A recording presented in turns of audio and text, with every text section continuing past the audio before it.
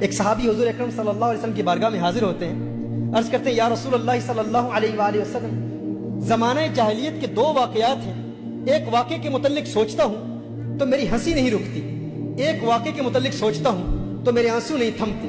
حضور اکرم صلی اللہ علیہ وسلم نے ارشاد فرمایا وہ کون سے واقعات ہیں؟ وہ عرض کرتا ہے کہ یا رسول اللہ صلی اللہ علیہ وسلم، زمانہ جاہلیت میں ایک مرتبہ میں ایک سفر پر جا رہا تھا، تو میں نے سوچا سفر پر اپنے ساتھ ایک بت تھا جس کی میں پوجا کرتا تھا، اس کو اپنا معبود سمجھتا تھا، پتھر کا بنایا ہوا بت میں اپنے ساتھ لے کے گیا، میں لے جانے کے لیے تیار ہوا کہ اس کو اپنے ساتھ لے کے جاؤں، لیکن اس کا وزن اتنا زیادہ تھا کہ میں نے سوچا کہ کہیں اپنے ہی معبود کے وزن کے نیچے دب کے مر نہ جاؤں، تو میں نے سوچا کہ میں ایک اور معبود تیار کر لیتا ہوں۔ کہا کہ میں نے آٹے کا ایک معبود بنایا، جو کہ آٹے کا وزن کم ہوتا ہے، کہا میں نے آٹے کا ایک معبود بنایا، ایک بت بنایا، باطل معبود بنایا کہ میں اس کو ساتھ لے جاؤں گا اور اس کی پوجا کرتا رہوں گا۔ کہا میں اس کو اپنے ساتھ لے کر گیا، رستے میں اس کی پوجا کرتا، اس کی عبادت کرتا علیہ باللہ۔ کہا لیکن ایک وقت آیا کہ زیادہ راہ جو میرے پاس کھانے کا سارا سامان تو وہ ختم ہو گیا، تو کہا کھانے کا سامان ختم ہوا تو اب میں حیران تھا، کچھ وقت کے لیے تو میں نے بہت برداشت کیا، پھر میں نے اسی آٹے پر پانی ڈالا، اسی کو گوندھا، گوندھنے کے بعد پھر میں نے روٹی تیار کی، تو میں نے کہا ہے میرے خدا اگر آج کام نہیں آئے گا تو پتہ نہیں پھر کب کام آئے گا، میں نے اسی کو کھا لیا۔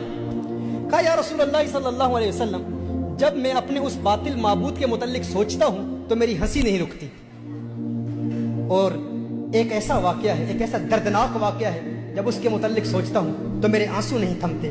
میرے آقا صلی اللہ علیہ وسلم نے ارشاد فرمایا وہ کیا واقعہ ہے؟ کہا یا رسول اللہ صلی اللہ علیہ وسلم، ایک وقت ایسا تھا کہ میں اپنے گھر سے سفر کے لیے روانہ ہوا، جب میں سفر کے لیے روانہ ہوا تو میری زوجہ حاملہ تھی، میری زوجہ امید سے تھی، ایک عرصے کے لیے میں اپنے گھر سے باہر رہا اور میں نے ایک مدت گھر سے باہر گزاری۔ جب واپس آیا تو گھر میں جب پہنچا تو میں نے دیکھا ایک ننھی سی بچی میرے گھر کے صحن میں کھیل رہی ہے۔ جب اس بچی کو کھیلتے ہوئے دیکھا میں حیران ہو گیا، میں نے زوجہ سے پوچھا یہ بچی کہاں سے آئی ہے؟ تو اس نے کہا ڈر کی وجہ سے، خوف کی وجہ سے، وہ جانتی تھی کہ یہ عرب کا معاشرہ ہے اور یہ وہ لوگ ہیں جو اپنی بیٹیوں کو زندہ دفن کر دیا کرتے ہیں۔ اس نے کہا کہ یہ آپ کی بیٹی ہے۔ اس نے کہا مجھے بہت غصہ آیا، لیکن وہ بیٹی بھاگتی ہوئی صحن میں میرے پاس آئی اور یا ابا کہہ کے مجھے پکارا، ہے میرے پیارے والد کہہ کے پکارا اور مجھے سینے سے لگا لیا۔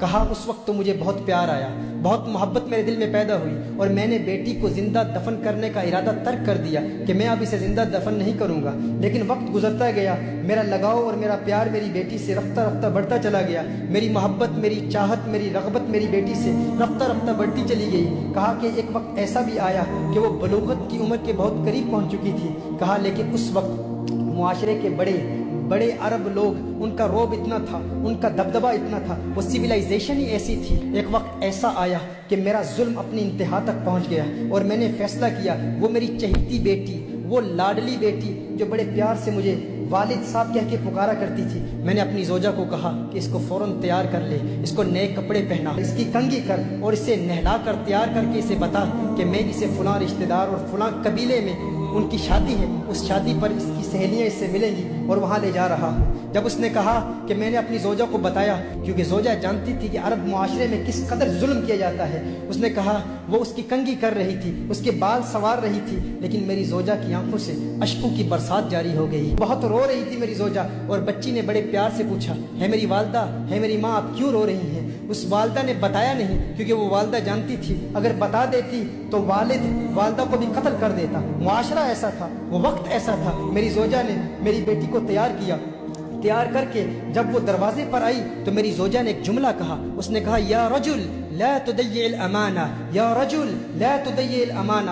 اس نے ڈرتے ہوئے کہا کہ ہے انسان امانت کو ضائع نہ کرنا، ہے انسان یہ اللہ کی امانت ہے، اسے ضائع نہ کرنا، اسے برباد نہ کرنا۔ اس نے کہا روتے ہوئے، میری زوجہ نے جب یہ جملہ کہا تو میری ننھی بچی بھی یہ جملہ سن رہی تھی، وہ بھی ان باتوں کو سن رہی تھی۔ کہا میں نے بچی کی انگلی پکڑ کر میں بچی کو اپنے ساتھ لے گیا، ایک صحرا میں لے گیا، بچی پوچھ رہی ہے۔ اب یہ 3 احادیث، 3 مختلف روایات کا نچوڑ آپ کی بارگاہ میں پیش کر رہا ہوں۔ وہ کہتے ہیں میری بچی بار بار پوچھتی ہے میرے والد صاحب جس قبیلے میں آپ مجھے لے جانے والے تھے یہ راستہ اس قبیلے کو تو نہیں جاتا, اب مجھے کہاں لے جا رہے ہیں. ایک روایت میں آیا کہ اس بچی نے کہا, اس نے کہا کہ میں نے بچی کو اٹھا لیا, بچی تھک گئی. تھوڑی دیر کے بعد وہ بچی خود کہتی ہے, اے والد صاحب آپ تھکاوٹ تو محسوس نہیں کر رہے, آپ تھک تو نہیں گئے. کہا میں نے اپنی بچی سے کہا میں نہیں تھکا. بچی نے کہا نہیں آپ تھک گئے ہیں, اب میں آپ کے ساتھ چلوں گی. انگلی پکڑ کر اس بیٹی کو وہ والد اپنے ساتھ اس صحرا میں لے گئے. اب جب اس نے دیکھا کہ میں نے گڑھا کھودنا شروع کر دیا, میں نے وہاں پر ایک گڑھا کھودا, تو بچی کہہ رہی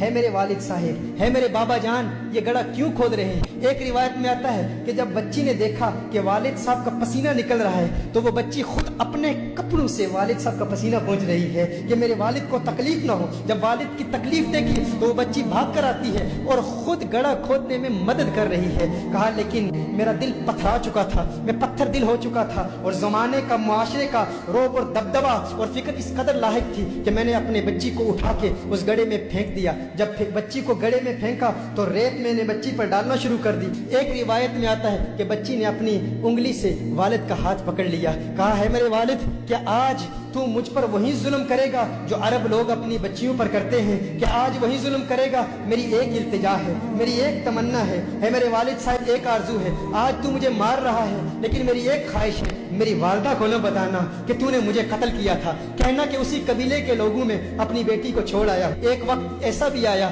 کہ میری داڑھی پر اس ریت کا غبار میری داڑھی پر تھا. بچی اس قبر میں دفن ہو رہی تھی اور اپنے ہاتھوں سے اپنے والد کی داڑھی بھی صاف کر رہی تھی. اس کو اپنے والد کی داڑھی پر جو غبار تھا وہ اچھا نہیں لگتا تھا. کہا لیکن میرا ظلم اپنی انتہا تک پہنچ چکا تھا. اس کی ننھی آواز ختم ہوتی چلی گئی اور آخری جملہ اس بچی نے کہا, اے میرے والد, آپ کو یاد ہے جب میں گھر سے باہر نکلی تھی تو ماں نے کیا کہا تھا, یا رجل لا تدی الامانہ, ہے مرد اللہ کی امانت کو ضائع نہ کرنا, اللہ کی امانت کو ضائع نہ کرنا. کہا اس نے چیخ ماری اور وہ بچی وہیں مر گئی. میں نے بچی کو دفن کر دیا. یا رسول اللہ صلی اللہ علیہ وسلم, آقا, جب میں وہ جہالت کے زمانے کا واقعہ یاد کرتا ہوں تو میرے آنسو نہیں تھمتے. حضور اکرم صلی اللہ علیہ وسلم کو دیکھا تو حضور اکرم صلی اللہ علیہ وسلم کے ساتھ حضرت فاطمہ زہرا رضی اللہ تعالی عنہ موجود ہے. میرے آقا نے فوراً فاطمہ زہرا کو سینے سے لگا لیا, سینے سے لگا لیا. میرے آقا کی آنکھوں سے اشکوں کی برسات جاری ہوگی. ہم تو اپنی بیٹیوں سے پیار کیا کرتے ہیں. میرے آقا نے فرمایا,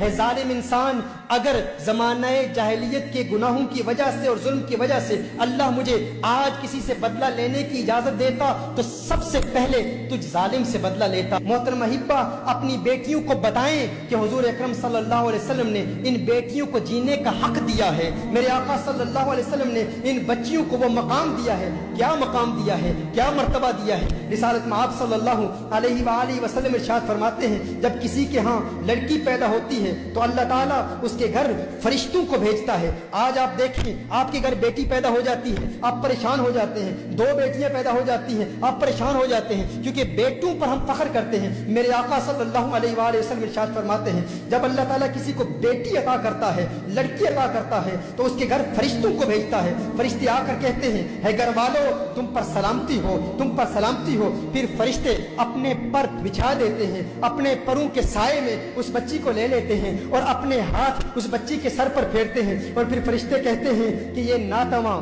کمزور جان ہے, جو اس ناتواں کمزور کی پرورش کرے گا قیامت تک اللہ کی مدد اس کے شامل حال رہے گی. میرے آقا صلی اللہ علیہ وسلم نے ارشاد فرمایا, بیٹیوں کو برا مت کہا کرو. تم دیکھتے نہیں میں محمد عربی بھی بیٹیوں والا ہوں, تم دیکھتے نہیں میں بھی بیٹیوں والا ہوں. بے شک بیٹیاں تو بہت محبت کرنے والی, غم گسار اور بہت زیادہ مہربانی کرنے والی ہوتی ہیں. ایک حدیث میں میرے آقا صلی اللہ علیہ وسلم نے ارشاد فرمایا, جس شخص پر بیٹیوں کی پرورش کا بار پڑ جائے اور وہ ان کے ساتھ حسن سلوک کرے تو اس کے لیے جہنم سے روک بن جاتی ہے.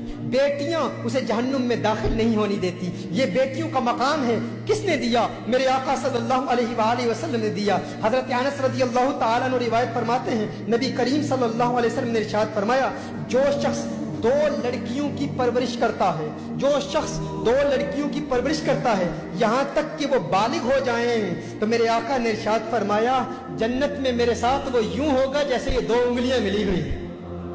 اگر جنت میں آقا کی صحبت, آقا کی خدمت میں رہنا چاہتے ہو, آقا کے قریب رہنا چاہتے ہو, تو بیٹیوں کی پرورش کرو. شارحین فرماتے ہیں, حضور نے 2 لڑکیاں فرمایا, 2 بیٹیاں نہیں. یعنی اگر کوئی 2 بیٹیوں کی پرورش کرے یا دو بہنوں کی پرورش کرے اور شریعت مطہرہ کے مطابق کرے اور وہ ان کی آنکھوں کے سامنے بالغ ہو جائیں، ان کے حقوق ادا کرے، تو جنت میں وہ حضور اکرم صلی اللہ علیہ وسلم کے ساتھ ہوگا۔ یہ مقام میرے آقا صلی اللہ علیہ وآلہ وسلم نے عورت کو